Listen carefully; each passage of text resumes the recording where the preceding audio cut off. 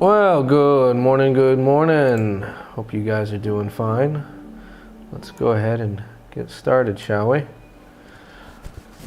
Let's see, we've got 3 people in the live stream today. Looks like it's the regulars as usual.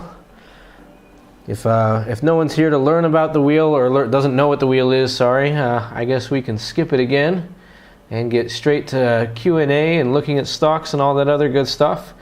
If you're just tuning in and you'd like us to explain the wheel, let us know in the chat room and we'll be happy to go over it. I do need to get around to making some new slides and update this beginning section again. And I just didn't get around to doing it today. I actually thought today was Tuesday for most of the day, and I thought we weren't going to do anything to talk about till this afternoon. And I was like, wait a minute, do I need to give a talk tonight? And then, yep, sure enough. By the way, for those of you who don't know, I do live in Bali. This is videos from my last trip to Gili T, which is an island here. So while you guys are getting ready to start your day at 8:30 a.m., I am winding up the day at 8:30 p.m. and about to go start trading. So with that in mind, I'll have to open that up.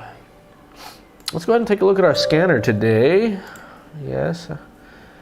Well, I'll start to log in with that. And if you guys have any stocks that you're considering, any options or choices, I'm actually going to turn down my microphone there. I rewatched Monday's video, and that microphone was picking up everything, more than it should have been for a condenser mic.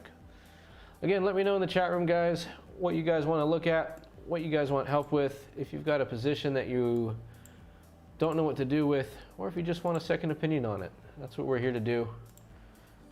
And give me a second here as I log into my trading accounts. And as always, if you make money using us, please do consider to use that tip jar. Of course, like and subscribe, but most importantly, best thing you can do to help the channel is tell your friends. Send your friends a DM inviting them to watch a replay, and tell them that watching live is great fun and that they can get their questions answered. They can learn how to trade the wheel, and if they get stuck somewhere or they need help with something, then we can help them, or at least we can try.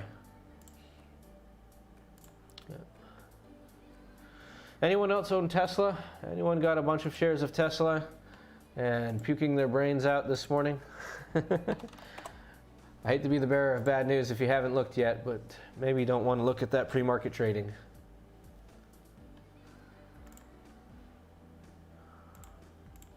Let's see if it's gone up a little bit. Yeah, still down $11 more in the pre-market, down $30 from a couple days ago, as everyone was buying the rumor, selling the news on earnings. Q1 earnings did come in fantastic, and instead of the stock going up, the stock is going down as people rush to take their profits. Let me know again if you guys can still hear me. I'm not seeing any chat in the chat room. I assume that you guys can hear me. Let me actually go ahead and ask. Can you guys hear me?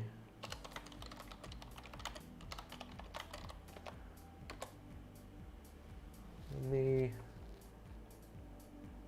wonder if I've got the wrong mic turned on. That'd be funny if I was sitting here talking for 3 minutes and nobody could hear me.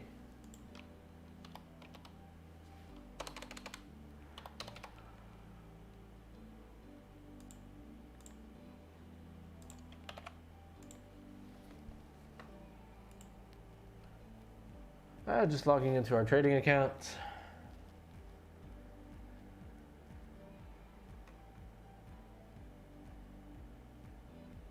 When you have a chance, I have not actually made a wheel-based trade yet. No good reason for that. Yeah, no good reason for you not to get started, right? Is that what you're saying, Mr. Rashid? I agree. You should definitely get started. Oscar Rosa, thank you. I'm glad you guys can hear me okay. A few mic settings on this OBS. And I was hoping that it was working. Rashid asks, or says, I normally buy calls and puts after reviewing the technical charts to give me a direction on direction. When you choose stocks, you look at fundamentals primarily. Is this correct? Yes. In fact, I don't know if I made a slide for this yet. The first thing I want to do is actually get a worldview. So I haven't done it recently. I really need to, is go and download the ISM for the US and I forget what it's called for the EU, and find out what the GDP is going to do in the next 6 to 12 months to get a worldview on if we can figure out if China, Euro, not UK, Eurozone and the US are all growing, then that is a bullish sign. We've had a major bull run. I'm going to skip this song. I don't like this song at all. Okay. Anyway, so the first thing, actually, you talk about doing the fundamentals. Actually, the first thing is to get a worldview. Then get a sector view. Then, actually, I should be doing this where you guys can see it. Let me jump in here and just create a new slide. Let me just create a new slide, and we can talk about that real quick. Order of operations. Order of operations. Because I'm not a big fan of the technical analysis, but I am coming around to it. So the first things first, is get our world view. GDP of US, Eurozone, not UK, Eurozone, and China. Number 2 is sector view. Now most people have a pretty good idea, or they have a good guess on sector views. So cannabis, EV, green energy, right? People are really good at some of the hot sectors, but they may or may not know what those numbers are actually going to do in the next 5 to 10 years, or what they're estimated to do.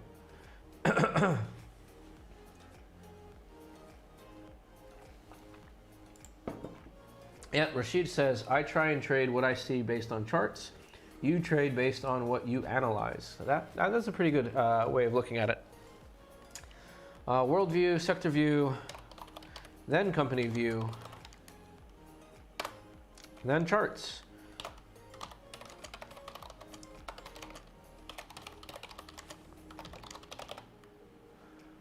So this is the order of operations. I feel like I'm skipping a step in here. But that's basically, oh, okay, actually, yes, I figured out the setup. We'll actually call this analysis, not view.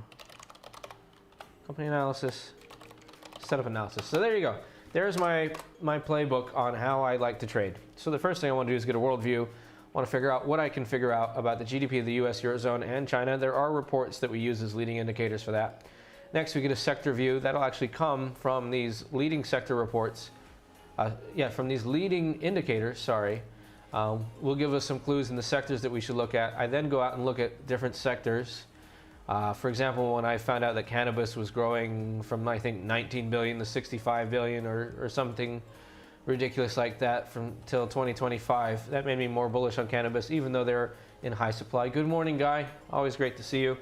Next thing I do is I go out and find a go and find a company to analyze in the sector that I like. And maybe this, it's kind of, 3 and 4 kind of go together. They don't really go 3 then 4. If there's no setup, then you might as well skip it. But you've got to find a company to look at to begin with. And then finally, number 5 is I do look at the price action, aka the technical analysis. I'm mostly looking at trading ranges and support levels. Could also look at RSI and MACD and volume, but I don't really look at those as much as I should, maybe. Right? That's just being honest. All right, Guy, however, I believe is a big guy on the technicals. So if you have any questions, Rashid, on technicals, Guy is to go with on that one. All right, what we're gonna do, we're gonna look at our scanner. So I'm just gonna open up TD Ameritrade. You guys can all get free accounts on this. And I'd like to know if you guys are using TD Ameritrade, I'd like to know what your scanner options are, what you've put in. This is what I've put in, and I'm not saying it's right or perfect. I'm curious to know what I might be missing. So I've got my delta set between 0.3 and 0.10, also known as 30 and 10. I don't think we need any deltas near 0. Days to expiration, I've got 20 to 37. This way, because I'm usually trading a 30 days out. So this way, if the next 30-ish days out is 23 or 37, I'm kind of catching it in between there. Return on risk is their version of ROI. I'm putting it at 4%, return on risk to 50%. If it's over 50%, really if it's over 20 or 30%, we probably shouldn't even look at it. But if it's over 50%, probably a gas or oil crazy chart company or something, and something we don't want to touch, or something I don't want to touch. And I've been setting it to 4%. This could go down. Let's go ahead and hit scan while I talk about this. And then I make sure that the bid price is somewhere relevant to my account size. Obviously, you're going to be picking up 100 shares. So at $100, that's 100 times 100, so $10,000, which is eating up more of my account than I would like, but it's not outside of the realm of possibility. And I don't want anything below $2 a share. It's just too dangerous that it could get delisted or go down and stay down. And then I am looking at fundamentals. I like to see the revenue is growing, although I'm not sure I have the number here set correctly. I think it is, but I would love to know what your guys' settings are. If you're specifically searching for the wheel, what settings are you using in TD Ameritrade or bar charts or similar? Let me know in the chat room. All right, Rashid Wahab says, I use the charts to try and determine where institutional investors are putting their trades stealthily. Yep, that's good. A lot of people look at the option volume for that type of stuff. They look at yesterday's option volume or live option volume. So anyway, going through our scanner, we can see that we've got tons of companies that we could go and look at. Zynga, it might be an interesting one for us to look at. I know a lot. I don't know if I know a lot, but compared to other people, but I know quite a bit about Zynga. I was in San Francisco as Zynga was going public, and it was very interesting, to say the least. Oh, I always mess this up. To file, there we go. Well, let me just go ahead and take care of that over there.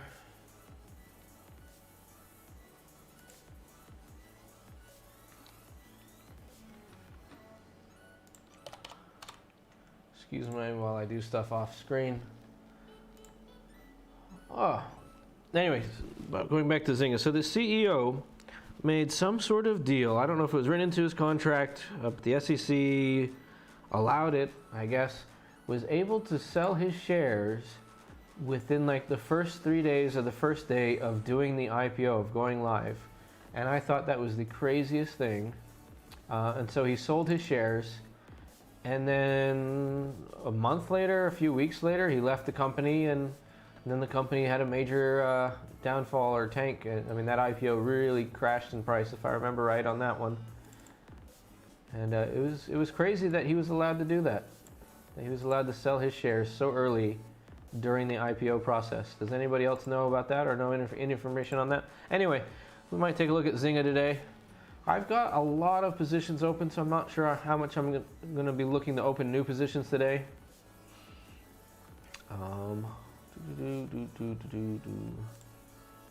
Sorry, I'm doing stuff off screen here. Let me go ahead and let's do that. But if anybody has any ideas or trade ideas, or if you have any insider information on Zynga, let us know. All right, let's do live scan. 104.28.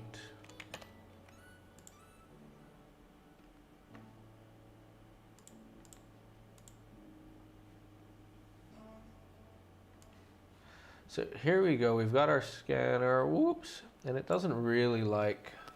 It really prefers Excel versus the other one. Versus Google Sheets. So I guess we could do this in TD Ameritrade. But anyway, let's just go through this one at a time. Sorry, guys. So Zynga showed up with a few of its weeklies and expirations. So let's just go ahead and jump into TD Ameritrade, Tastyworks with our Zynga. See if there's anything worth doing on that one.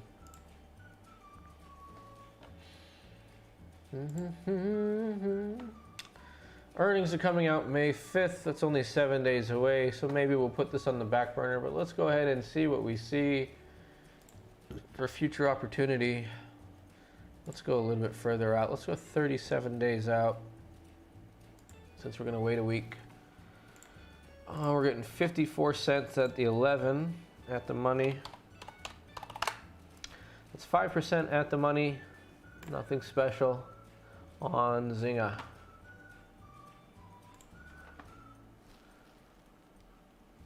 Hey guy, welcome again. I'd love to know what you use as your scanner. I know you're not big on the wheel.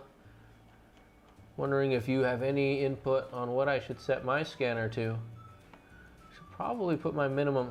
We've got so many stocks here. Let's put my minimum up to 8% because they're coming in at the money.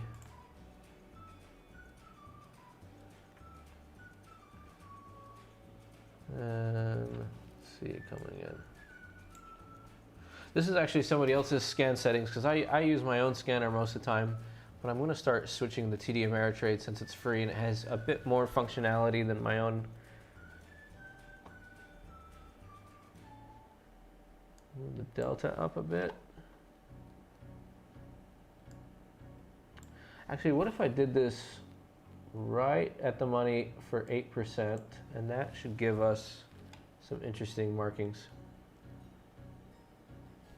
Use FinViz, I can share. I don't use FinViz, but I can check it out later when we're not live streaming, and then maybe we can do that. I think we should, if anybody's interested, especially Guy, maybe we could do a, either a live or an offline, an off-live interview or something like that, and share information and do sort of like a fireside chat, and then turn it into a YouTube video.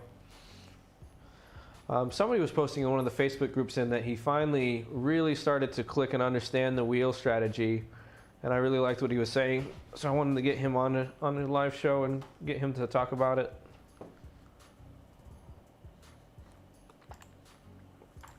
Okay, did this come up with 0 or is it still working? Okay, no matches. Okay, clearly doing something wrong here.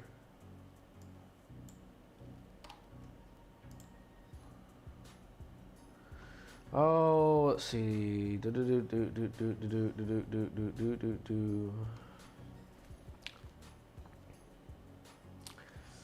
like I'm doing this wrong. I want to be at. Should I just take this out? No, I need to be at the money.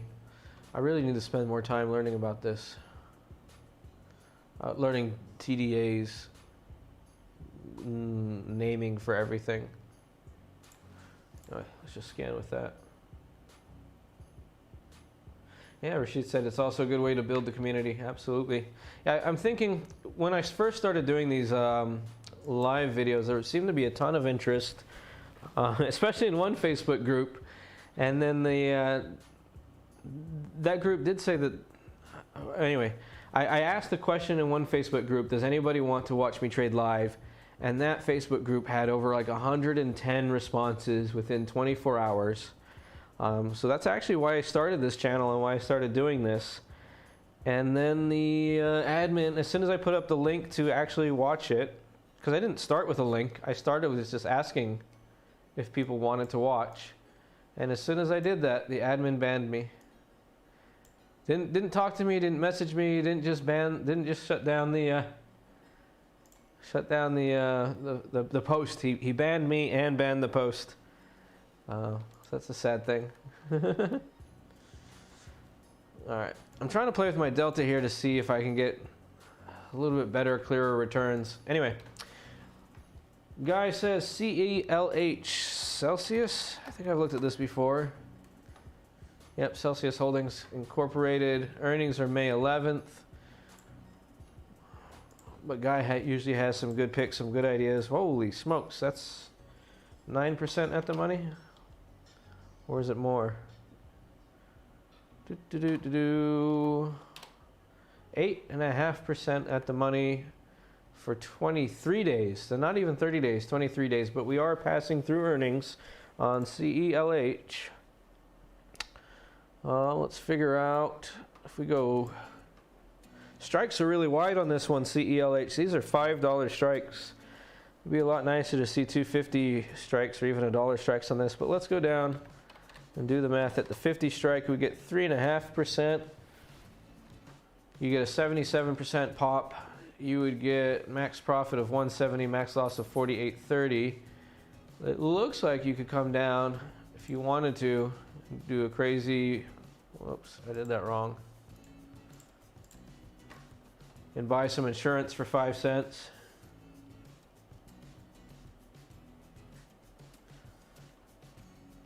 Just in case you ever wanted to cut down your max loss and your buying power effect, you can go deep in the money, deep out of the money on the put.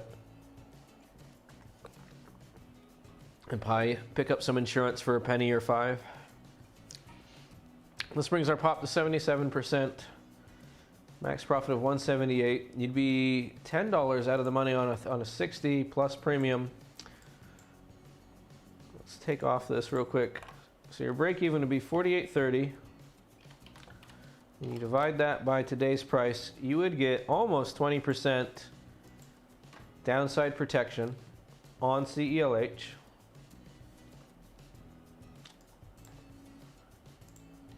So let's go take a look at what the company does, because this looks like it has at least potential. I have looked at this before. Soft drinks. Is this a cannabis soft drink or is this a regular soft drink company? Celsius Holdings is a global company with proprietary clinically proven formula for its master brand Celsius and all its sub-brands. A lifestyle fitness drink and a pioneer in the rapidly growing performance energy sector. Celsius has 5 beverage lines that each offer proprietary, functional, healthy energy formulas clinically proven to offer significant health benefit to its users. The 5 lines include Celsius Originals, Heat, BCAA, On the Go, and Sweetened with Stevia. Zero sugar. Celsius has zero sugar, no preservatives, no aspartame, no high fructose corn syrup, and is non-GMO, no artificial flavors or color. Yeah, by the way, actually, Sky, I'm really glad you brought this one up. My memory is coming flooding back to me. This was a company that I wanted to go long on a couple months ago, not December, but definitely, yeah, down here in March. And the only reason I didn't do this is because I couldn't taste it. We do not have Celsius here in Indonesia, in Bali. And so I was really curious about this. I didn't know anybody that drank this. I don't have any friends that drank it. I asked people on Facebook if they drank it. This company had huge growth. Revenue quarter over quarter is 47%. I remember it was just a fantastic growth company when I looked into this a couple months ago, maybe February or March, as it came across my scanner. But I did not have any real world information about this product. Guy says, we do not have this product where I live. Amazon it, man. I mean, if you're in the US, you should Amazon it. You should test this product out. I know you don't care about that. You just care about the price action and the technicals. But man, I really wish that somebody in the chat room, we got 9 people, has anybody drank this company? Yeah, Guy says they are the next Monster. Monster is a huge growth, huge success story in terms of the soft drink category or drink category. If they are the next Celsius.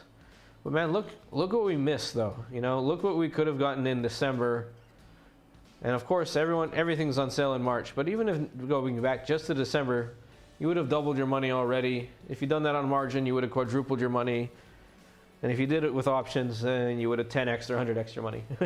I was really excited about this company, but I just have no way of testing their product. But I guess the product is in the numbers. All right. Guy says he does his own scanning. Rashid was asking him them.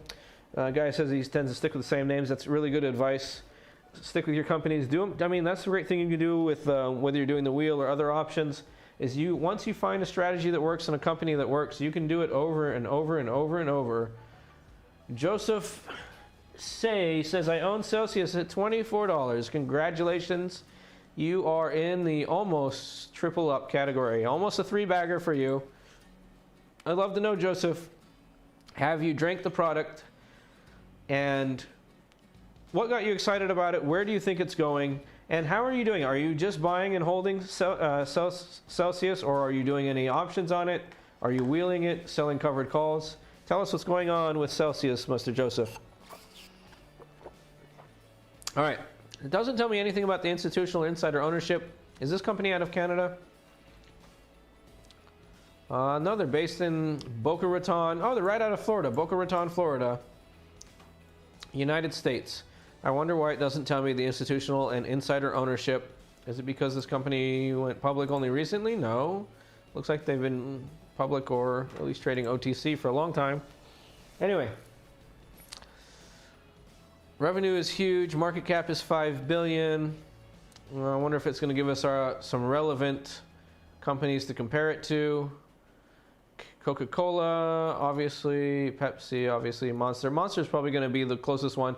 So Monster is a $51 billion market cap. If we were to make the assumption that it's going to catch up to Monster energy drinks, which would be big, then you could say that this has a 10x from there.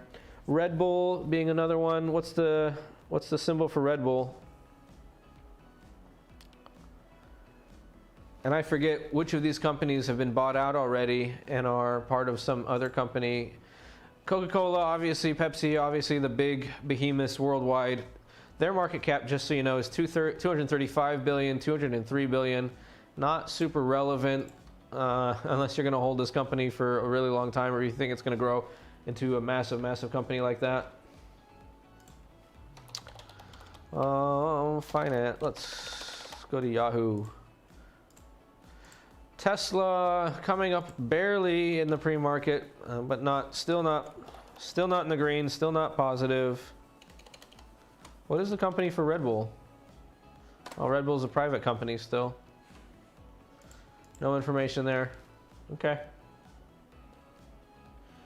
Joseph Say says, I asked him what he was doing with Celsius. He says he doesn't drink it because it's too sweet for him. In my growth portfolio, buying and holding, haven't traded options since I like weeklies. It is getting a bit expensive in my honest opinion. I've taken out my capital. So you're free riding it. That's what you're doing.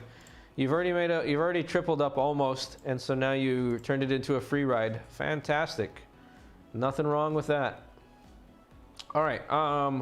They are a net positive company for the last 4 quarters. They went public while being still in a growth phase of losing 11 million. Then they made almost 10 million. I'm going to round that up. 2020, they had a bit of a downturn. I guess people don't buy energy drinks when they're locked inside their houses and can't go anywhere and forced to wear masks. So they only made 8.5 million. But they've already made, let's see, we don't have earnings for this year. Okay. They've got 43 million cash on hand, which is not a lot for a $4.5 billion company. Total assets are 131, but 27 of that is goodwill intangibles. And for a software, I keep wanting to say software company, for a soft drink company, that is mostly going to be their brand value. So I don't like to take that at face value. Obviously, if the company did something wrong or something bad or people lost favor with it or anything, that brand value is not going to stick. So anyway, taking their debt of 26.9, dividing it into 131.2, we get a debt ratio of only 20.5%. This company can raise tons of capital using only debt, not having to dilute any of their shares if that's what they wanted to do. So the cash on hand is less of an issue because they could just ramp up. Oh, insider sales, August through November, and they are over $1 million, over 11 million, over 14 million. Joseph, do you do a lot of fundamental analysis, or are you just a price action kind of guy? Were these people leaving the company? No, these are not listed as CEOs or CFOs. I wonder what these guys were. Maybe just investors or blah, blah, blah, blah. He was an independent director at Celsius, or still is. Anyway, I don't like the insider sales at those prices. That's not happy. So a lot of people were selling at 31. No one's been buying at 31. No one's been buying at 60. From that, it tells me that they might be overpriced. CEO had options that he cashed in at 34 cents. So that's almost nothing, $34,000. But we've got a lot of big sales ever since August.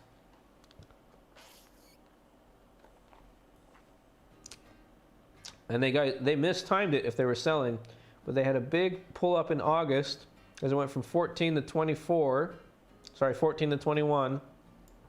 settled in the 21 range, and then had a big bump in November, followed by a big bump in December, followed by, is it this? Yeah, end of December, followed by a pullback in March, and then they're bumping up again. Seems kind of dangerous to me.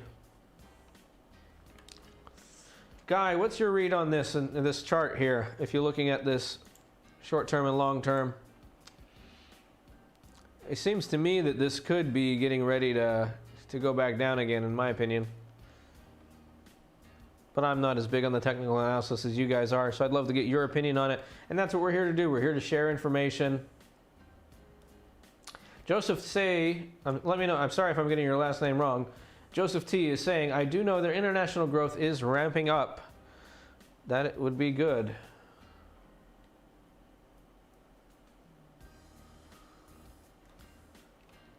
Cool. So what I'm going to do is I'm going to definitely add this to a watch list. And I'm going to check them out, look at their options again in a second here. And it looked like, if I remember right, earnings are coming out in a week. That's why we're seeing another big pull up in the price. I bet you people, and I'm just guessing here, guys, I'm guessing people are going to sell on the news. So when earnings come out, because we've got this nice double bump, right? Had a bump and then a pullback and then a bump. I bet a lot of people are going to sell on the news. So when earnings come out, so I would not want to be on the receiving end of that. But let's go ahead and add CELH to our watch list. And then maybe as that passes by, we'll reach out to the June and look to sell for some June. Guy says CLH has a promising future. That's more fundamental analysis than I'm used to seeing from Guy. And he's recently listened to an interview with their CEO. Yep. Excuse me, geez. No, I like the company. I liked them 2 months ago. I just wish I knew somebody that said it tasted good, because even Joseph T says he doesn't drink it. He made a ton of money off of it. Obviously the sales are good. That's clear indication that it tastes good. I mean, I guess it would be, except I hate the taste of Red Bull. And somehow that still became a big thing. I mean, people are drinking energy drinks. They don't care what it tastes like. They just care how much energy they feel from it. And the price for energy. That's what they're looking at. I mean, yeah, 51. Could be a lot of big growth potential for CELH. But then again, with that much huge growth potential for CELH, the only reason to wheel it would be to use the profit from the wheel to buy more shares. Otherwise, you might be looking at doing, leaps or some other strategy, or a debit spread. Yep. Rashid Wasab, I'm just going to use people's last initial. Rashid says, I was monitoring the Bollinger Bands. The stock's at the top band, so maybe in for a reversal, small correction. Yep, that's what I was looking at. But I expect the long-term trend is positive, especially with summer approaching. It's good insight here for a software. I keep saying software. That's ridiculous. I'm such a techie. For a soft drink company, summer should be more outdoor activity, more people being thirsty, running. Sales should go up.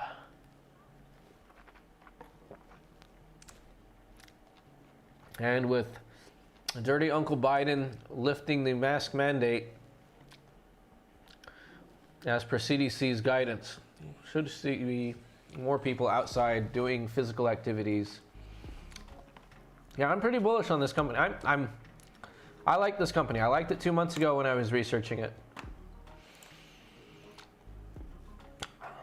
Just gonna put it on my watch list, wait for it to see if there's a pullback, and then buy in. I think that's my play on this one. Hey guys, we got 10 viewers now. We've only got 1 like. Let's balance it out. Everyone hit that like and subscribe button if you haven't already. And remember, the best way you can help this channel is share it with your friends. Love to go through your guys' picks and give you guys feedback. I like to do quick fundamental analysis. Guy and other people in the chat room love to do technical analysis and get their action in that way. Guy has some fantastic picks and stocks for us to look at. I love having him on our show. With that being said, let's jump into my easy option scanner and see if anything comes up. You're normally seeing the same stuff every time. So I'm trying to get you better at this TD Ameritrade one. And I'd love to know if you guys use TD Ameritrade in your scanner, and you're scanning for the wheel. I would love to know what you guys are using. I've been using Delta expiration. I've basically been copying what I do in my Easy Option scanner. But they use different terminology there and different settings, so I'm not sure that I'm catching all that I should be catching. I really just want to find, you know, if you find something that's got 8, 9, 10% ROI for selling a put at the money, then you know that you're going to be able to find a 5% outside of the money. And that's kind of the first thing that crosses my list. Anyone do Apron? I traded Apron a bunch of times last year. That's a funny company. It made good money for me. But eventually I started reading the reviews and watching the YouTube channel, watching YouTube reviews and unboxing, and people were not really happy with that product, so I just didn't see good long-term potential for this company as they continue to struggle, and their price action is all over the place. But I was able to wheel that quite a few times. All right, Easy Option Scanner is telling us we can sell the Space $20 put for $1.22, get 6% in 37 days. I kind of like that. And I've exited most of my Space shares, I believe. And Space has finally started to stabilize in the 22, 23 range. Where is my Space shares? Do I have any? Let's go by, there we go.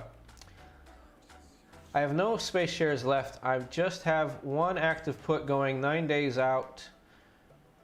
That's probably going to get assigned to me. That was the one that I sold before Richard Branson sold his shares. So it would be okay to open up a new position on Space. Let's go ahead and take a look at this. We have earnings coming out May 4th. No, gosh, I hate this time of year. I hate this.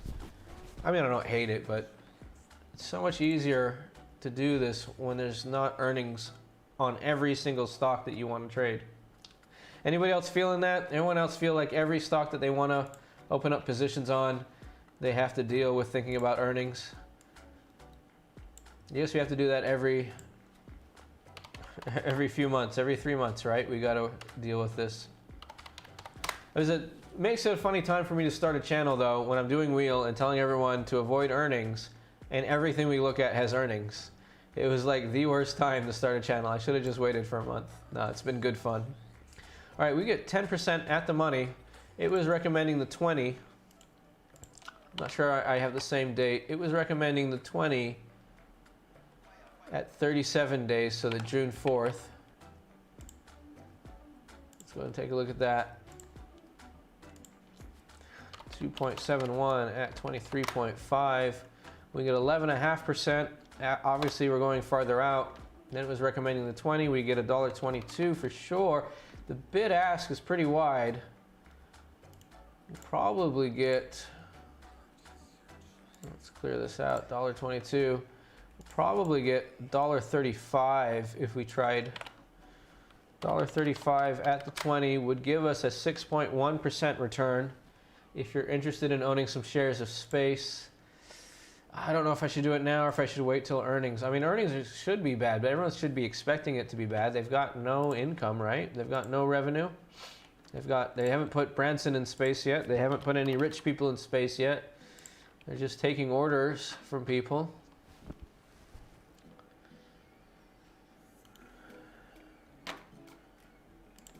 All right, let's see what else is on our scanner.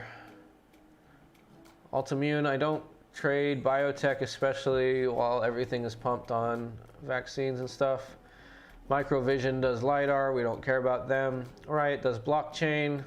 I've been having good luck with Riot until I stopped trading them because I had too much exposure to Bitcoin. Oscar Rozo has a recommendation for us. Snap, SNAP, they had earnings last week. Snap last released its quarterly earnings data on April 22nd. 19 cents earnings per share for the quarter, beating analysts. Cool. Let's take a look at that in a second. So Riot and Mara, if you don't have too much exposure to Bitcoin, you might consider those. The Easy Option Scanner is recommending the May 21st $35 put. You can get $2.59 and $1.81 on those respectively, 7.4, 6.4%. It is recommending 10 different ones and 7 different ones on those. So there's other option chains to consider.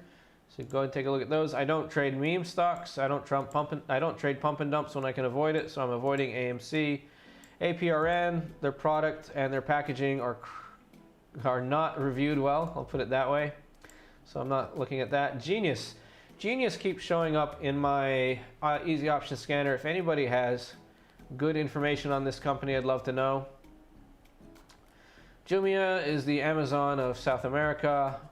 Workhorse is in the EV sector. They got smashed when they did not get the USPS contract. That looks like it's still not coming back to them, so they might be at a normal trading price. They've been at this trading price here in the low teens for a while. It might be safe to wheel Workhorse again. Might want to consider that one. Sava, this is a one I don't see here very often. Sava Science engages in the development of novel drugs and diagnostics. It focuses on developing product candidates intended for the treatment of Alzheimer's disease. Come on, stop bouncing up and down. All right, so we'll pop open Sava just for a quick look. And then Blink. Blink is in the charging space. I don't bet against Tesla, so I don't bet against any of their. I don't bet on any of their rivals.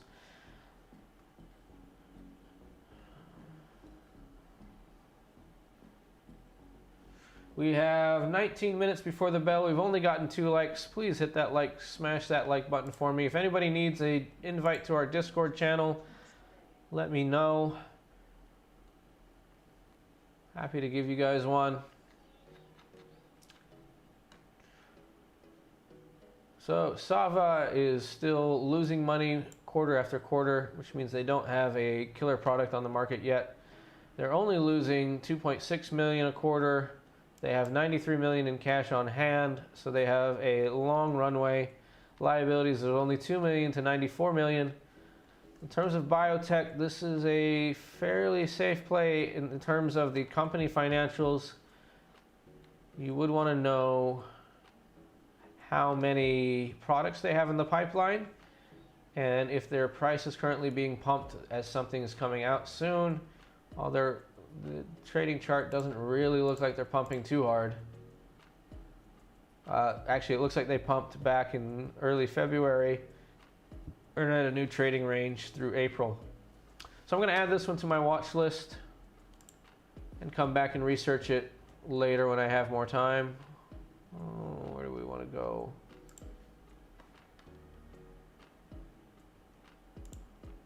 SAVA. Then let's go look at Snap. Snap, crackle, pop. SNAP. If we go, let's go 30 days out exactly. We get 340 at the 60s. So that's about a 5% return, if my math is not too terrible. We got a 50-cent difference on the bid ask. So we get 5.6%. If we come in here, by the way, I like to look at the mid, the mid between the natural and the mid to figure out what I can get filled at. So I think we can squeeze another 10, 15 cents out of this. So let's say we got 355 at the money. You're looking at a 5.8% return, so it's going to be hard to get 5% out of the money. Let's go ahead and take a look more.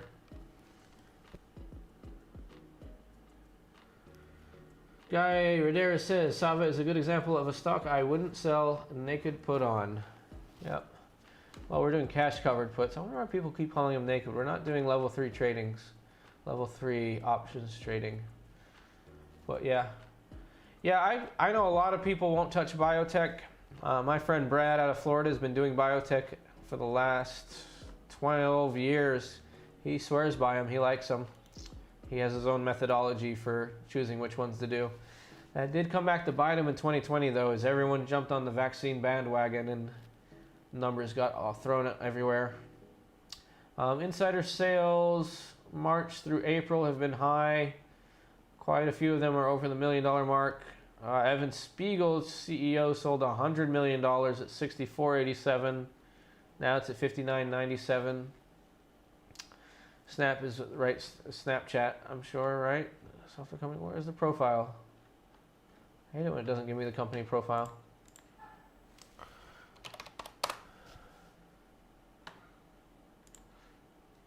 Snap, actually, a camera company in the United States. Internationally, the company offers Snapchat, a camera application with functionalities such as camera communication, snap maps, stories, and spotlight that enable people to communicate through short videos and images. It also provides spectacles, an eyewear product. I didn't know they had that. So they're in the AR market as well. An eyewear product that connects with Snapchat and captures video from a human perspective, and advertising products including AR and Snap ads. The company was formerly known as Snapchat Inc. and changed its name to Snap Inc.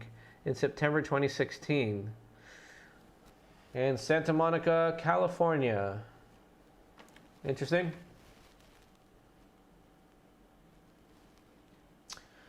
Back to Snap. So if we roll down, we're getting 50-cent strikes.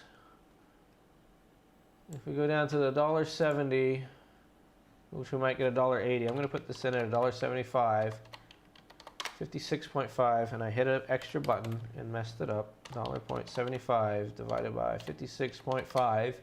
You get a 3% return. You'd be $4 out of the money. Your break even would be $54.80. And you divide that by today's price. They're going down in the pre-market. You would get was this 8.7% downside protection.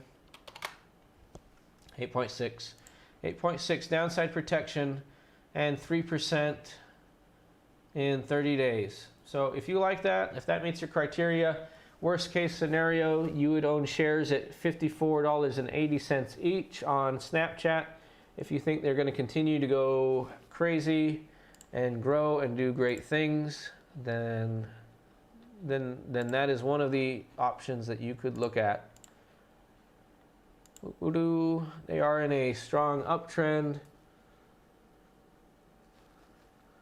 Revenue quarter over quarter is 66%. That is crazy high revenue growth. Operating margin is still negative. Excuse me. They are burning through cash, though.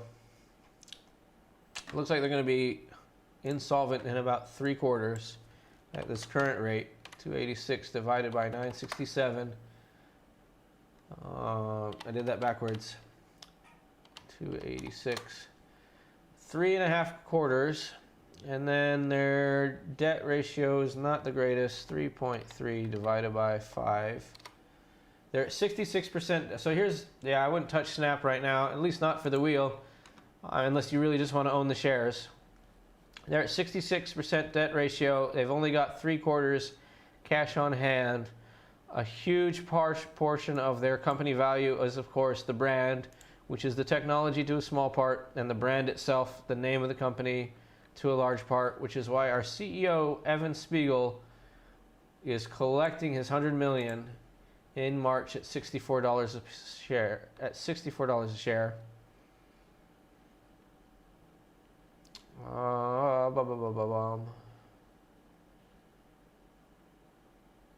Although he has $2.7 billion worth of shares left, so he's not really cashing out. Okay. Oscar says, would you do May for the higher IV? May 21st. It's not much higher IV. It doesn't really matter.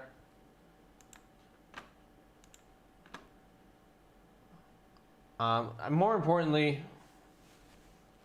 you want to figure out where this company is really going and how they're going to handle their debt. If this company has, it's all digital entertainment, right? So if this company has a major pullback because, what's the other company?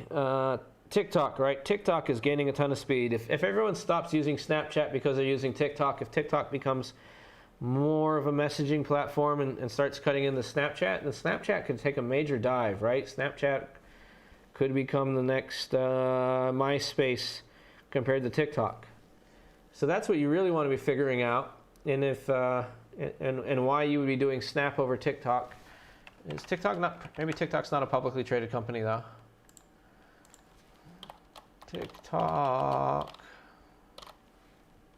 TikTok's a private company. But if this ever went public and was gaining more people than Snap, I mean, even if this company doesn't go public, right? If they start cutting in the Snapchat, then Snapchat's going to take a dive. So that's more important than choosing your exact date, is figuring out where you really believe that company is going to go, and if anybody's going to eat their lunch.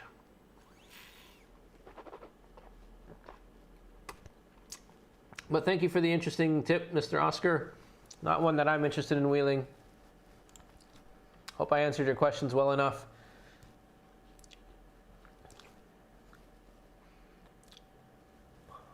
I just want to see something real here.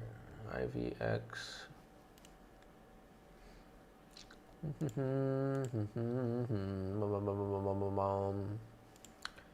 IV rank is 9.3. Yeah, anyway. Oh, we're down to only 5 viewers, guys, and only 2 likes. Is it because the music stopped?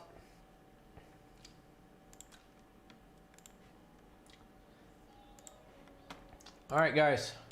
Let me know what you guys want to take a look at. I'm mostly looking to manage positions today. I'm not really looking to open too much, although I am interested in opening up space.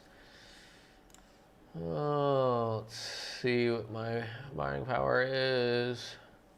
I do have room on my put sell account to do space.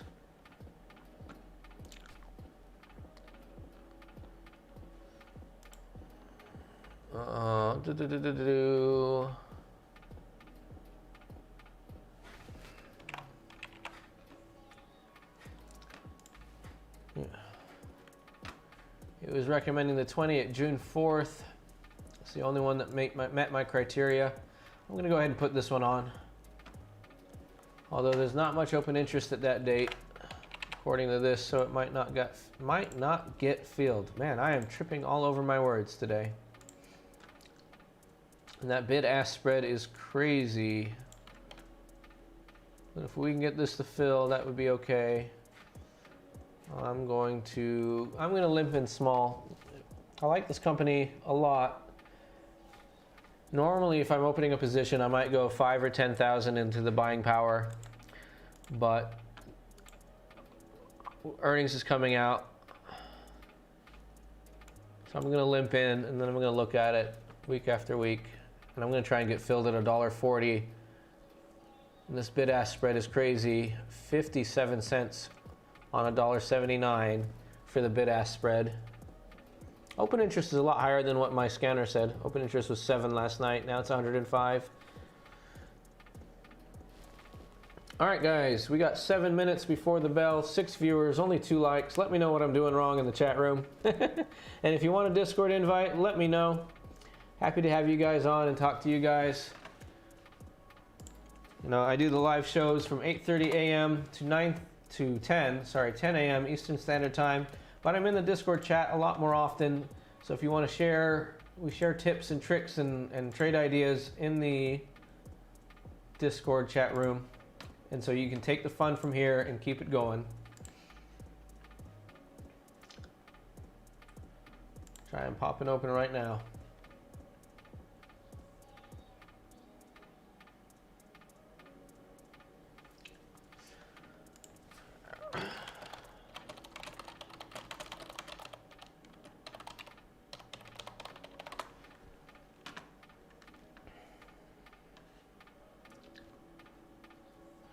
Let's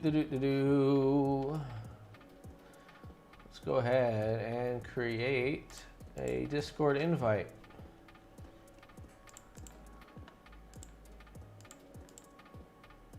You know what I'm going to do, guys? Since we don't have too many live viewers today, I'm going to set this Discord invite to be valid for 24 hours. So even if you're watching the replay or if you want to share it with your friends, you can take that Discord invite, and for the next 24 hours, they can join absolutely free into our Discord channel, where they can talk about wheeling strategies, get stock tips and picks, and ask for help. It's a very useful channel if you need to ask for help. Tons of great people in there that have fantastic ideas and are willing to help you. They've been through it. They've got a ton of experience and a ton of value. All right, Chitango in the Discord chat, by the way, is looking at Western Digital, stock symbol WDC. He describes it as the world's most boring tech. So he's looking at the 68 put for 235, which is 4%. It gives a break even of 66.65 and a pop means probability of profit of 69%. So let's go ahead and just take a look at this. WDC, Western Digital Corp. He was looking at, well, he didn't give us the date. Let's assume that we're going 30 days out. We'll look at the 68, 235. We're probably close to what he's looking at the money. Earnings come out tomorrow. I would definitely just wait till earnings. Or tomorrow, just letting him know. At least wait a couple days.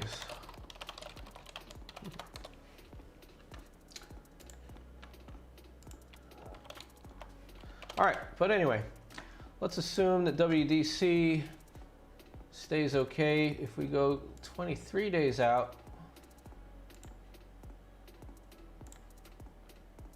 we get $2 on the 68. What did I did not hit my calculator. $2 on the 68 gives us a 3% return in 23 days. 65 divided by 23 times 3, which is an APR of 47.5%. And if you like the company, it would be interesting. Oh, come on. Let's just do it that way.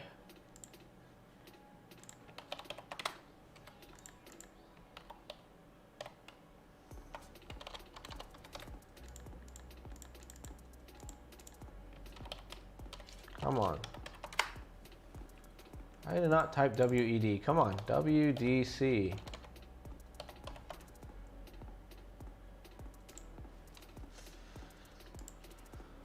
Oh, there we go.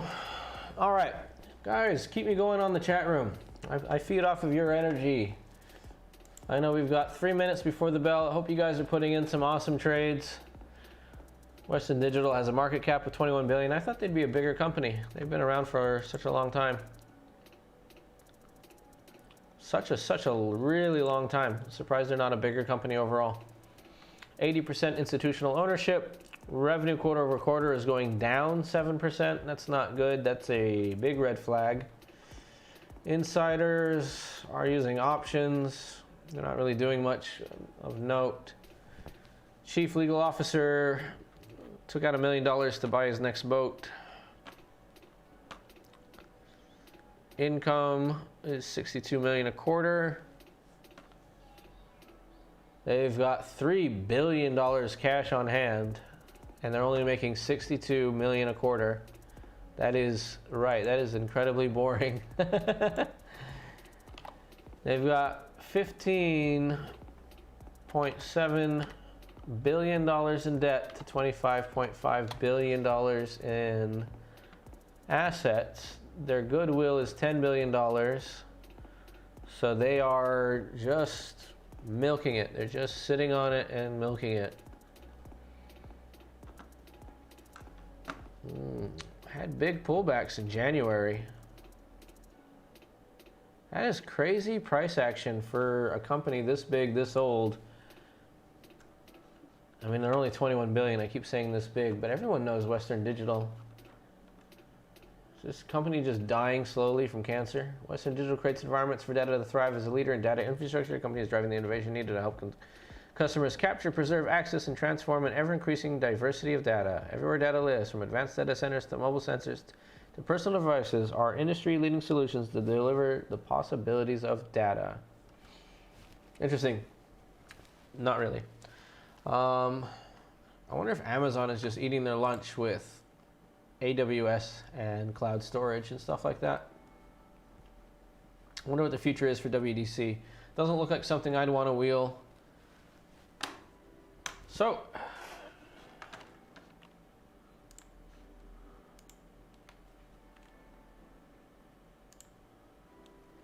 let me know. I'm gonna just let him know real quick. WDC looks like it's dying. And the bell is now open. Let's go ahead and take a look at our positions. Our space got filled at $1.48. I put it in at $1.40. So hopefully we made $148 this morning. And let's go ahead and start managing our account.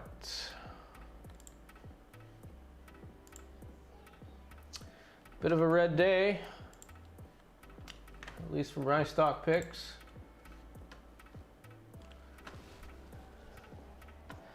All right, AI, we've sold the $65 put. We're still well outside the money. We've got 23 days to go. Could close a little early. I think we tried to do this the other day and couldn't quite get there. But 2.7 divided by 4.4. We could lock in 39% of our max gain over 13 days. That's not really big enough, so we'll let that slide and let it keep working. Afria, $13 put, 14.62.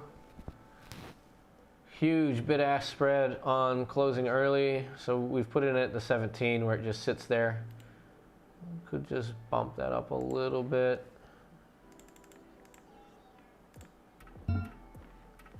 Excuse me. Apps, APPS, $65 put at the 73, still well outside of it. We've got an order to close at $1.45. Our spread is between $1.70 and $2.10, so not likely to close anytime soon. Just gonna let it keep rolling. ArcG puts have been amazing. Oh, I sold the 76, the 81, and the 83. Collecting $100, $190, and $214. Just letting those ride out to expiration in the next 23 days. GRWG is right at the money. Their long-term plan, the long-term play with them is they're a cannabis hydroponic company. So they're not directly affected by regulations, but they are indirectly affected by regulations. But as cannabis continues to grow, they should grow, and they are very aggressive at buying up their competitors and going market by market, state by state, buying up the largest hydroponic stores in the state, and then they basically dominate the market. They don't have to buy all the competitors, they just buy the largest one in each one. Excuse me.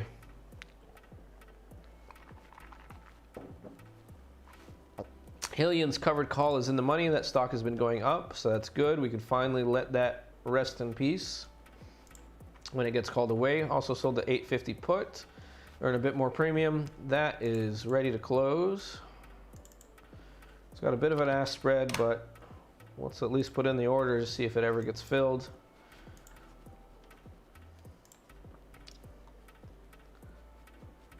Yeah, it's definitely not gonna get filled at a penny, but we'll put it in there. Good to close. When it happens, it happens.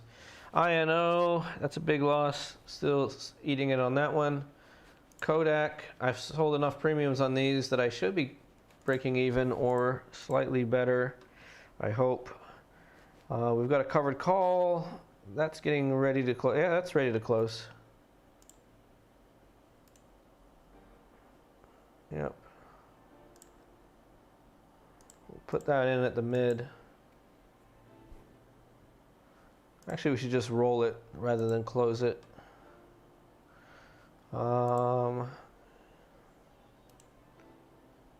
Actually, I'm going to close this one today. Today's Wednesday. I'm going to close this one, and then tomorrow I'll figure out how I want to open another one on that one.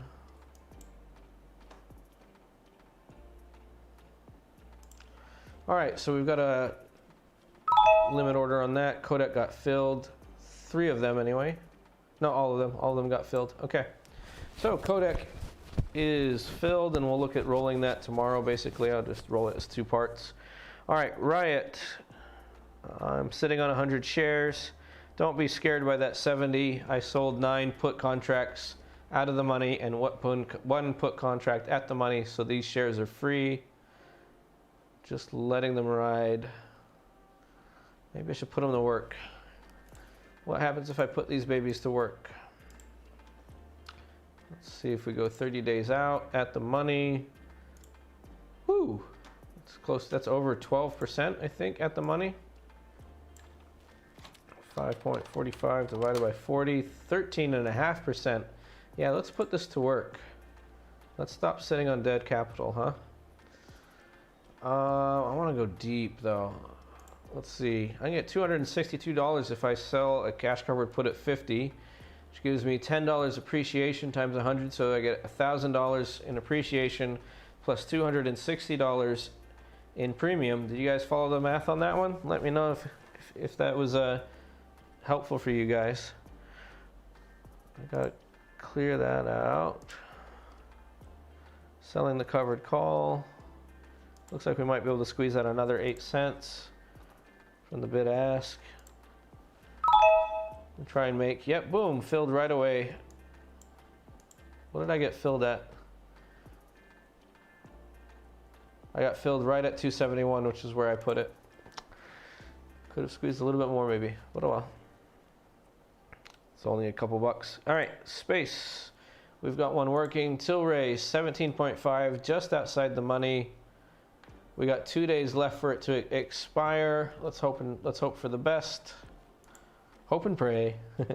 Voozy, $22 put. We're at 23.27. Just letting it ride. All right, cool.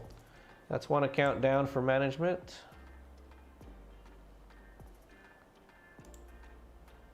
Let me know if you guys have any questions about how I'm managing my accounts, managing my trades here. And if you have any other trades that you want to look at, we are at 9:36. We've got 24 minutes on the live trading option show.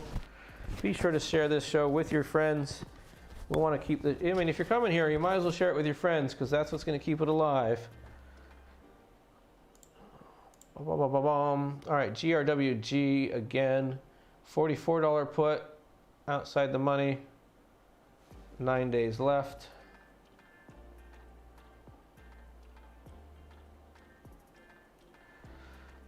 I'll answer that in just a second, Oscar. All right, GRWG, $44 put. Yeah, it's just still right at the same, so we can't do anything with that really yet. PLT Plantronics Incorporated, they make headsets for basically they make some of the best headsets for noise cancellation for, what do we call them? Call centers. If you work in a call center, you definitely know Plantronics. 23 days left. Not really moving for us or against us, kind of going sideways on our options, so not much we can do on that one. All right, now AI, I have 2 things going. I have a $60 put. I could close that early. I'd be getting 66% in 9 days of my max profit, so let's try and close that early. Let's get down here a bit though.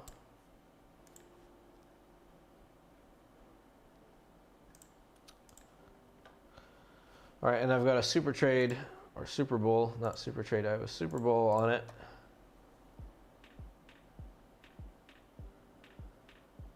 Which looks like it's not ready to do anything yet.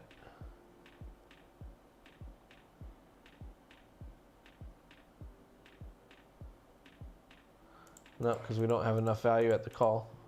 All right, so Oscar asks, how does the wheel behave in a market pullback / correction? Do you do any special management? So actually, the guy is going to disagree with me on this one, I'm sure. But that's actually why I like the wheel. Every time I'm opening up a wheel trade, my personal strategy is I'm looking for 15 to 20%, actually 15 to 25% downside protection on every position that I open.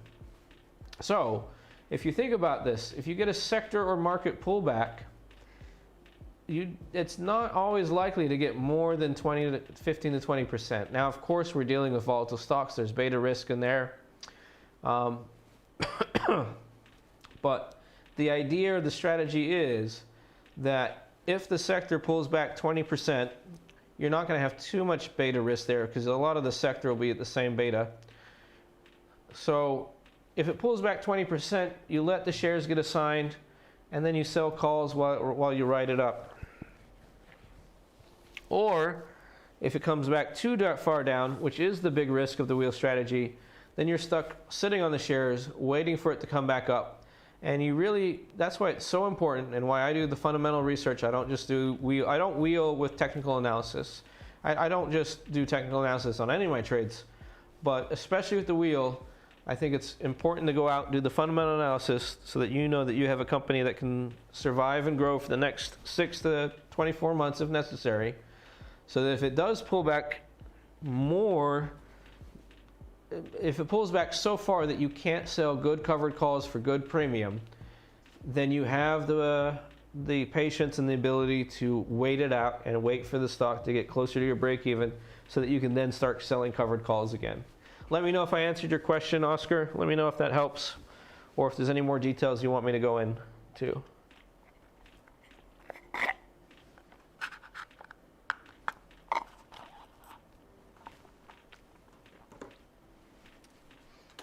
All right, so we've managed this account. We've managed both of those accounts. We're looking pretty good.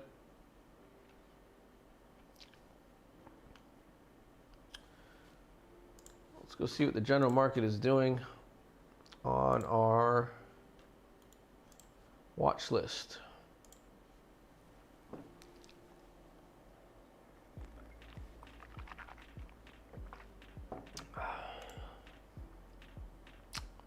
Oh man, Alumina dropped $17 today, 4%. That's been a steady grower for me. I'm still up a lot on it, but it's interesting to see that. I need to go see if there's any news on Alumina. Tesla's breaking my heart. Anybody else holding way too many Tesla shares for their account size? Because I'm definitely in that bucket.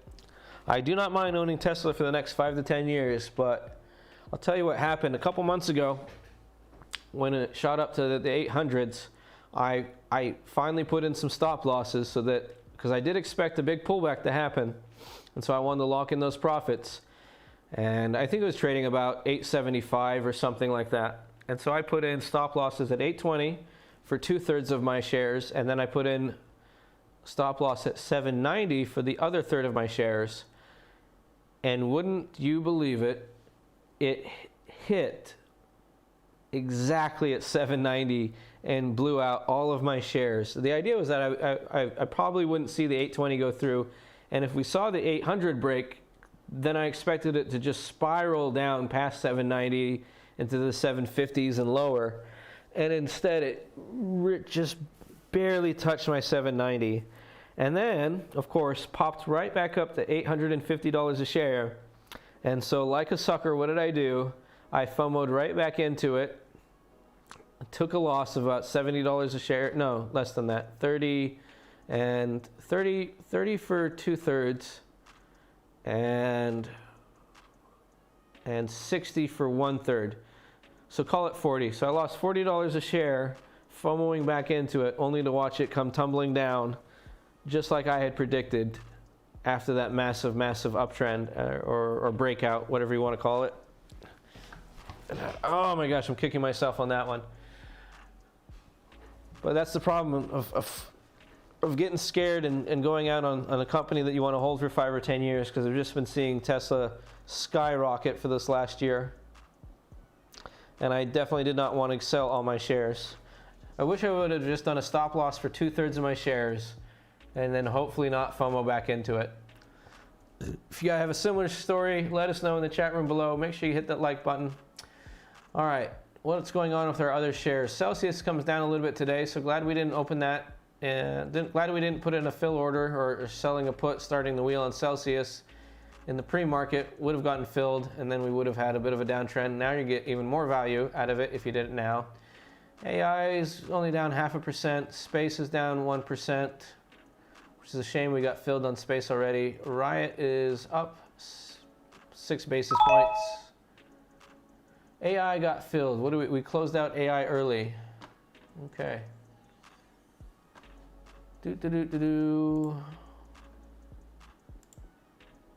We got filled on AI $1.27.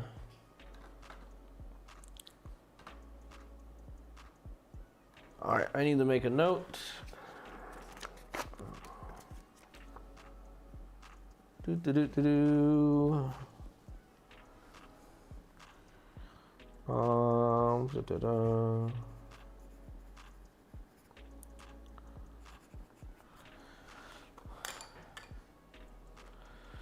Pins. Guy loves pins. Yeah, wait, are you doing another one on pins? I already opened and closed pins for 50% gains, for 50% max profit, I should say, not 50% gains. What do we got going on Pinterest? Oh, looks like we've had a massive pullback. Nice. Holy smokes, that is a massive pullback. Are we going to wait for 2 upticks before we go in on this one, Mr. Guy? Not sure I'm going to be able to stay up late enough to do that.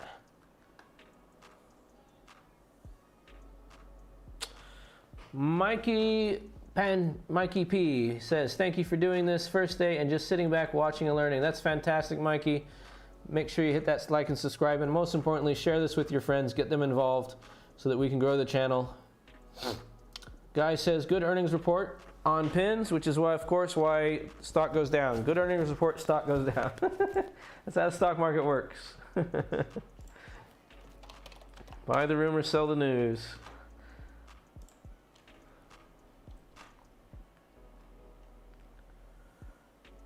Earnings date April 26th, came out 2 days ago. Good earnings report. So of course, stock has to take a hit. No good deed goes unpunished in stocks.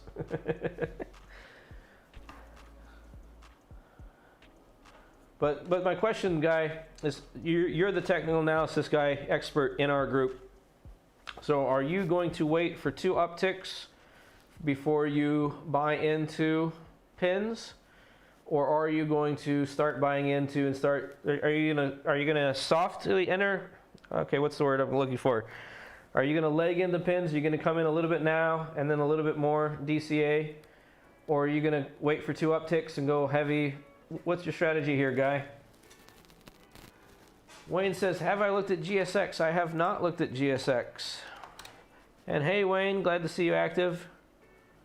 Always happy to see you.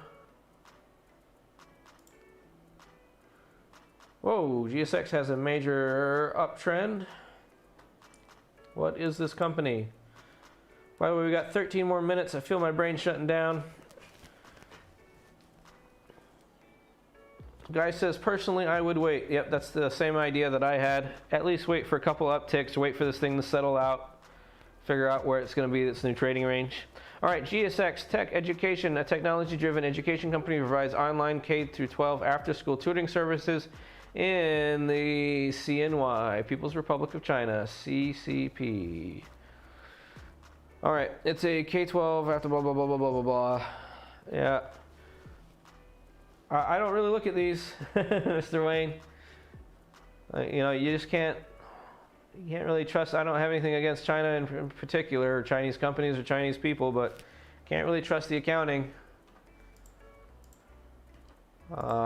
And it's either in favor with the party, or it's out of favor, or it's losing favor. You know, I think, actually, you know what, I just thought of this. Trading Chinese companies is basically like trading oil, because you're just getting involved in politics. Oil goes up when politics are good for oil, and oil goes down when politics are bad for oil. Right? Except here you're just relying on one political party instead of competing political parties. GSX had a major pull back. What were we looking at before? So in the month they're pulling up, but they've had a massive pullback over the last 6 months.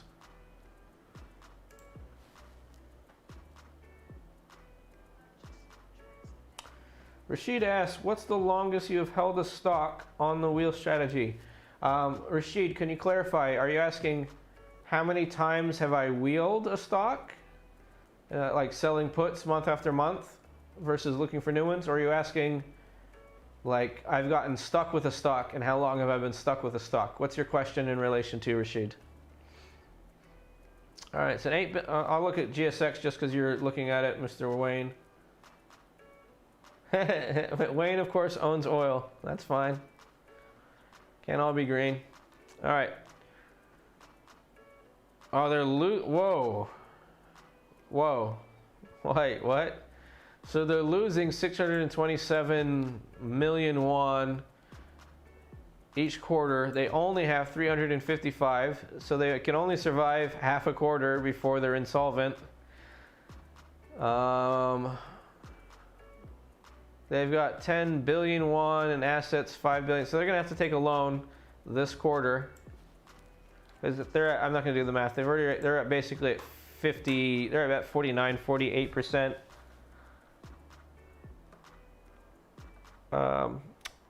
In debt ratio. Excuse me. I don't know. I'm not gonna spend too much time on. Whoa, that's why you're looking at this, Wayne. 136% revenue growth quarter over quarter, and a massive pullback in the price. It looks like it's bottomed out once. It's coming up again. Question is it going to bottom out again, or is it just going to trend up from here? I don't know. If you speak Chinese and you can ask a politician what he's going to do with the company, for sure I would know. Rashid says, I am waiting for Tesla to reverse. Then I will buy the 90 days to expiration call option. Then you will buy the option, okay? And look to sell in a few days. I only look for 20% return as a trading strategy and trade with the trend. Okay, so I'm still not sure what you were asking about. What's the longest you have held a stock on the wheel strategy? If you're asking how many times I wheel it, or if you're asking how long do I get stuck with something. So maybe I'll just answer both questions. I think I've been wheeling space for months and months and months. So that has come up. Blue Apron, I think I wheeled that 4 or 5 times before I found out more about the company that I didn't like. Workhorse, I kept wheeling that until December. It was a hype stock. It was overhyped for the USPS contract. I knew that at that point it was going to go up 50% and go down 50% based on that contract. Turns out that the contract didn't get assigned, they didn't decide who they're going to use for a couple months. So it was you were able to keep wheeling Workhorse, but it was super risky. And I know some people who got caught out on Workhorse, and I warned them not to do it. So Riot, I've done month over month for a very long time. If you have the cash and willing to do so, you could have done Tesla for a very long time, wheeling that. I mean, that's the beautiful thing about the wheel is once you've done your analysis, you can keep doing the companies over and over again. Kodak, Hillian, Riot, Space. See, I've done all of these. Space, Riot, Kodak, and Hillian I've done for months and months and months, maybe even a full year. Not sure no, not quite a full year. Yeah. But I have gotten stuck with a couple stocks. So MNKKQ is one that I shouldn't have done. There was a month, I'll tell you though, there was a month where I did what I'm calling a shotgun.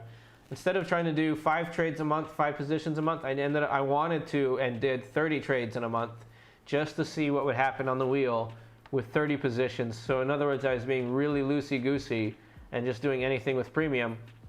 And that's how I ended up. I think I got on a tip recommendation from a friend who's been wheeling for a long time. I didn't like the stock, but I followed it anyway. MNQKKQ came through my scanner. I did that one as, again, part of that shotgun test, I would say. Anything you see here in orange is not a wheel. It's a different strategy. Okay. So hopefully that answers your question, Rashid. If I didn't, let me know again.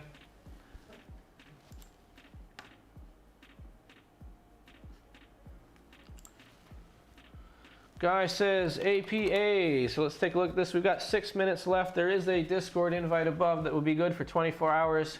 Go ahead and share that with your friends and family. Let's get more people involved in the community. Apache Corporation, oil and gas. Now guys got us looking at oil and gas.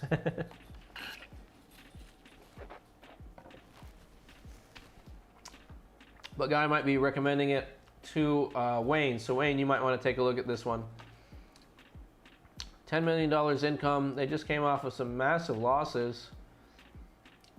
They have 262 cash on hand.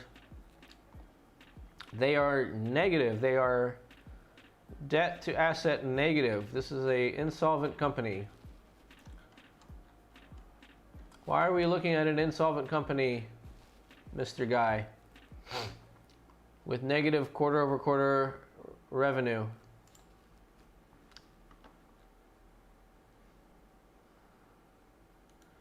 All right, so I guess here's the news article we need to read. Why is it rating upgrade to a buy?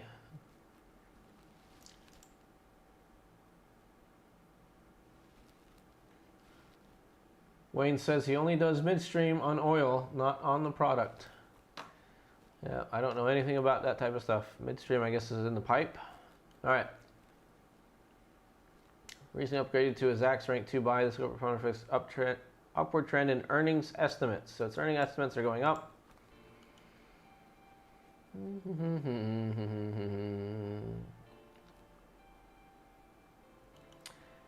One thing I don't like about these articles is these Zack articles are written by a bot. It just pieces it all together. Good method for them as a company, though. All right, I'm not interested in wheeling that, so I'm gonna turn that off and stop looking at it. We added Celsius to our watch list. We're gonna wait for earnings to play through on that. GSX is Chinese, so we're not interested in that. Illumina, my baby darling girl, made me a bunch of money. Finally has a bit of a downtick. Let's see.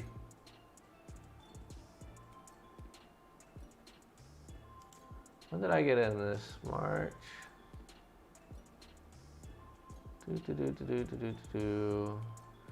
Yeah, I got in about 270, 300. Now we're only up 25% on Illumina, but I like the company long term. I'm thinking of a different company for my big win.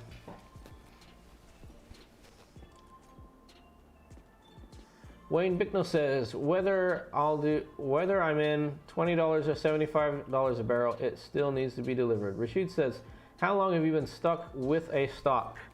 Yeah, I've been stuck. I think I did the whoop-de-doo. I think I did the whoop-de-doo where I shotgun a bunch of stocks just to see what would happen on the wheel. I think that was August, maybe? August, September, October, maybe September. So I've been stuck with some stocks since September. I mean, you look at MNKKQ, they're delisted, so I'm going to be stuck with that forever. It's just sitting in there in the account. Right, so this is a total loss. I own 200 shares at 231. So what is that? $500, right? 231 times 200. No. 2.31 times 200. Yeah, so I lost a small amount. I mean, this was just this is what I call my whoop-de-doo month, or what I'm calling it now. It's just like, whoop-de-doo, let's just try and put on 30 wheel trades and not care too much about the companies. Well, this is what, you go in small on each company. I lost $500 there, and I made, however many thousands on the other companies. So in the way it worked, but, now I'm stuck with these shares at zero. So, I mean, you can get stuck with shares for a long time. What I've come to the conclusion, though, is if you do get stuck with shares and you hate the company and you don't see the company is going to make a comeback, just dump them. Just dump it. Like, that was the problem I did with MNKKQ, which is a UK financial company, and why its ticker symbol is so long.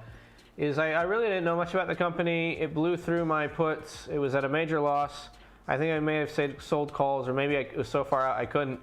I should have just dumped the company. Instead, I just hung on waiting to see what would happen. And that was just part of a learning experience. Mikey P says, having experienced total loss, etc., why bother with individual stocks? Why not just focus on quality ETFs? Premium and uptick. So while you're worried about the, and also what I mean by uptick or appreciation, while you're worried about the terrible loss of $500 here, let me think if I can see it. CleanSpark, is it CLSK? So CleanSpark was a hardware company that was on the connecting one company's solar panels to another company's batteries, basically, was their specialty.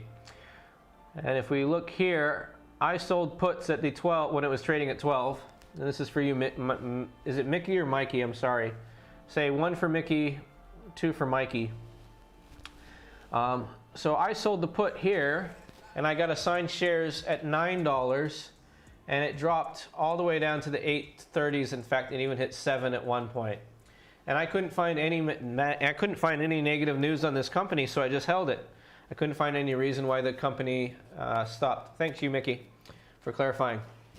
So you're saying, why not do an ETF? Because an ETF doesn't do this, right? So I sold the put at 12. I got assigned at 9. I held it through 8, and then I resold it at 27. I wish I could say I wish I could say I even noticed it hit 30. I didn't notice it hit 30. I resold it at 27. So when do you take possession of an ETF and make 300% upside after selling the put? That's why I don't do ETFs. The other problem with ETFs is there's not enough premium. Let's compare. Let's do it right now, just for funsies. At the last, I'm actually over my time, but it's okay. If I were to go do CleanSpark at the money, I would get $1.35 for every $20, so I'd get 6.5%. I would get 6.5% at the money, so I could go find a 3-4% out of the money and be kind of okay. Let's go look at the SPY. I want to find a similar date. Let's go 26 days. I think I was 27 on the other one. You're going to get 579 at the money at 418. You're going to get 1.4% at the money. So what are you going to get out of the money? If you're only getting 1.4% at the money, what are you hoping to even get out of the money with any kind of, you know, a decent delta, decent pop? You know, let's just go down to 71% pop. Let's look at it like that. You're going to risk $40,000 to make. I mean, you're not risking $40,000. It's never going to go down to $40,000, right?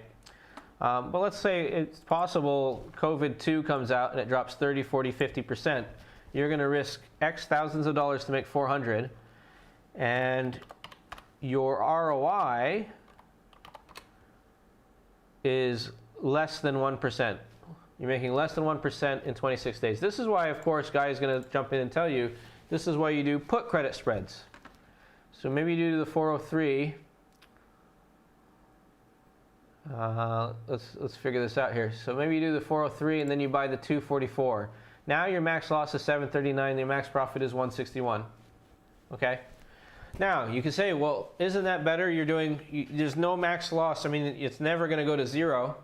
And you just change your buying power effect on this. Now you're getting $1.60 for every 740 you put in. So we can redo our ROI on that actually. And yeah, actually it's pretty sexy. You get a pretty sexy ROI on that. But I mean, so that's why if you're gonna do SPY, you do put credit spreads on SPY. But if it goes down, you're gonna wait a long time for it to come back up. You're not going to have access to individual companies. You're not going to have any major upswings. I don't know. It's just the way I think about it. I think ultimately, if you choose good companies, you're getting sort of the best of all scenarios. You're getting downside protection by basically selling a put is basically like putting in a limit order and getting paid every time you don't get filled on your limit order. So you're able to make significant return on your investment. I've been making 4, 5, 6% a month for the last year. I'm actually going down in percentages because I'm widening my sectors, and I'm doing that intentionally. And ultimately, I get assigned shares. I don't consider assignment of shares as being like that risky, because then you get the upside. You get that 300% upside, or there's other 20% upsides. There's been a number of times, I don't remember which stocks right now, where I got assigned the shares, I would have got 5% in a month. Instead, I got assigned the shares, and a month later, I got 20% by selling the shares. So that's why I like to do individual shares versus doing put credit spreads on SPY. I probably should try at least to broaden my horizon and do put credit spreads on indexes and stuff. But also, Mickey, I do like doing wheel on not the major indexes, but other ETFs. So if you look in here, I have ARKG, and I did a wheel. I did multiple wheels, you could say, at different strike prices on ARKG, and I did multiple just to test the theory out, and it's worked out great. So you can do these on ETFs. I just don't see a lot of value on most ETFs. You got to find the right ETF. Rashid says, and I'm going to sign off after this, guys, do hit the like button. Only 2 of you guys have hit the like button. Come on, guys. Hit that like button for me. And, of course, share this with your friends. Rashid says, need to be careful with oil. Iran will soon bring an additional 200 takers with oil to market. Once JCPOA deal is concluded, will most likely drop the price of oil. Thank you, Rashid. And Mickey, I'm glad that helped you. Glad to have you on. Glad this is your first episode and that we're able to answer your questions. We do have a tip jar below. We have a Discord channel that you can join for free. If you make some money with us, make sure you tip it. And if you enjoy this, make sure you share it with your friends. Hit that like button. Make sure you share it with your friends. This is the most important thing people can do to help the channel right now, guys, okay? Anyways, thank you, guys. I'm going to sign off. I'm going to see you guys on Friday, 8:30 a.m. Have a wonderful day. I'll see you guys in the Discord channel. Cheers. And good luck trading.